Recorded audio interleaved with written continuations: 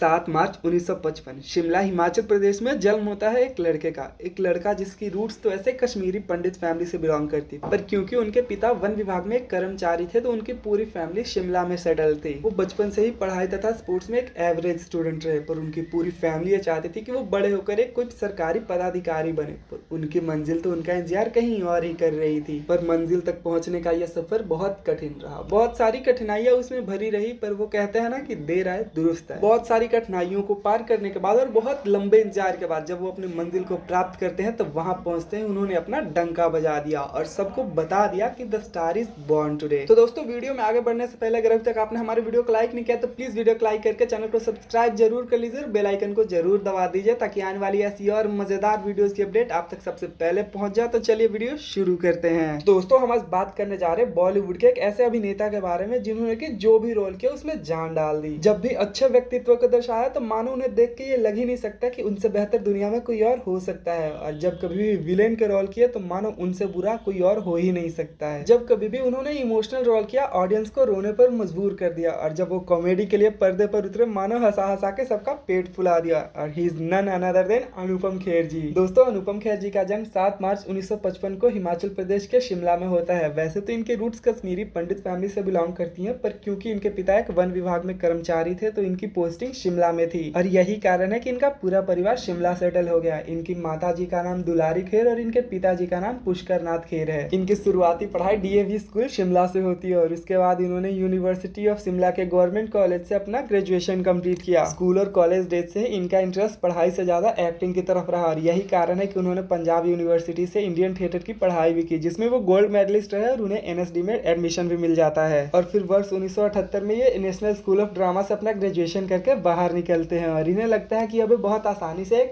Actor बन जाएंगे, पर ऐसा बिल्कुल नहीं होता है। एक बहुत लंबे वक्त तक स्ट्रगल करते रहे फिर भी इन्हें कहीं मौका नहीं मिलता है। फिर तभी इन्हें लखनऊ के एक ड्रामा स्कूल में एक लेक्चरर की जॉब मिलती है, जहां इन्होंने पैसे की माली हालत को देखते हुए ज्वाइन कर लिया। पर एक साल में ही इन्हें ये समझ में आ जाता है कि ये एक लेक्चरर नहीं एक एक्टर बनना चाहते हैं और वहां से वो जॉब छोड़कर ये पहुंच जाते हैं मुंबई। मुंबई में भी इन्होंने खूब स्ट्रगल किया, कई एक्टर डायरेक्टर के पैर पकड़े, कई स्टूडियोज में घूमा, तब भी इन्हें कोई मौका नहीं मिला। कि तभी इनकी मुलाकात महेश भट्ट से होती है और महेश भट्ट को इनके अंदर का छुपा वो टैलेंट दिख जाता है जो कि शायद अभी तक कोई और नहीं देख पाया था। और अपनी आने वाली फिल्म सारांश के लिए वो अनुपम खेर जी को एज लीड रोल शाइन कर लेते हैं। हालांकि इसके बाद इस फिल्म के प्रोड्यूसर्स महेश भट्ट जी से नाराज हो जाते हैं कि वो इतने बड़े फिल्म के लिए, इतने बड़े प्रोजेक्ट के लिए एक नया फेस कैसे चुन सकते हैं। पर महेश भट्ट जी भी ये कह देते हैं कि अगर वो ये फिल्म करेंगे तो सिर्फ अनुपम खेर जी के साथ करेंगे वरना नहीं करेंगे। और इस तरह से मिलती है अनुपम खेर जी को इनकी पहली और डेब्यू फिल्म सारांश 25 मई 1984 को रिलीज होती है और रिलीज होती है एक बहुत बड़ा सुपरहिट साबित हो जाती है। सारांश में एक 28-29 साल के लड़के का एक 60 साल के बुजुर्ग का रोल करना सबको बहुत ही भा जाता है। और फिर तो अनुपम खेर जी छा जाते हैं। और फिर वो अनुपम खेर जो कभी एक फिल्म के लिए इतना स्ट्रगल किया करते थे, इस फिल्म के रिलीज होने के मात्र 15 दिन के अंदर इनके पास करीबन 100 फिल्मों से ज्यादा के ऑफर थे, क्योंकि इन्होंने काम ही इतना लाजवाब किया था। और इस फिल्म के लिए इन्हें बेस्ट एक्टर के खिताब से भी नवाजा जाता है। और इस फिल्म के बाद तो इन्होंने एक के बाद एक कई सुपर डुपर हिट फिल्म्स की, जैसे दिल है कि मानता नहीं, विवाह, तेजाब, कुछ कुछ होता है, 1942, a love story, Ram Lakhan, हम आपके हैं कौन, डैडी, दिलवाले दुल्हनिया ले जाएंगे, स्पेशल 26, कश्मीर फाइल और ऐसी और भी कई फिल्म्स। अगर बात इनकी लव लाइफ की करें तो इन्होंने 2 शादियां की हैं। इनकी पहली पत्नी रही मधु मालती कपूर जी, जिनसे इनकी पहली मुलाकात एनएसडी में पढ़ते हुए हुई थी और इनकी शादी वर्ष 1979 में होती है। पर इनका विवाहित संबंध कुछ अच्छा नहीं चलता है और वर्ष 1979 में ही इनका डिवोर्स भी हो जाता है। और फिर इनकी जिंदगी में आती है किरण खेर जी, जिनसे इनकी पहली मुलाकात तो एनएसडी में पढ़ते हुए ही हुई थी। उस वक्त किरण जी अनुपम जी की सीनियर हुआ करती थी और दोनों बहुत अच्छे दोस्त भी हुआ करते थे, पर दोनों के बीच में प्यार जैसा कुछ भी नहीं था। दोनों एनएसडी से बाहर निकलते हैं और दोनों की अलग अलग दुनिया शुरू हो जाती है। इधर अनुपम जी ने शादी की और उधर किरण जी ने भी शादी कर ली। किरण जी की पहली शादी से इनके एक बेटे भी हैं जिनका नाम सिकंदर है। और बेटे के जन्म के कुछ वक्त बाद ही उनका और उनके पति का रिश्ता धीरे धीरे खराब होने लग जाता है। अभी अनुपम जी और किरण जी दोनों एक ही दौर से गुजर रहे थे, तभी दोनों की दोबारा मुलाकात होती है। दोनों के बीच में दोस्ती बनती है और फिर दोनों धीरे धीरे एक दूसरे के प्यार में पड़ जाते हैं। वहीं किरण जी का भी रिश्ता कुछ अच्छा नहीं चल रहा होता है और वो अपने पति से तलाक लेकर अनुपम जी से शादी कर लेती हैं।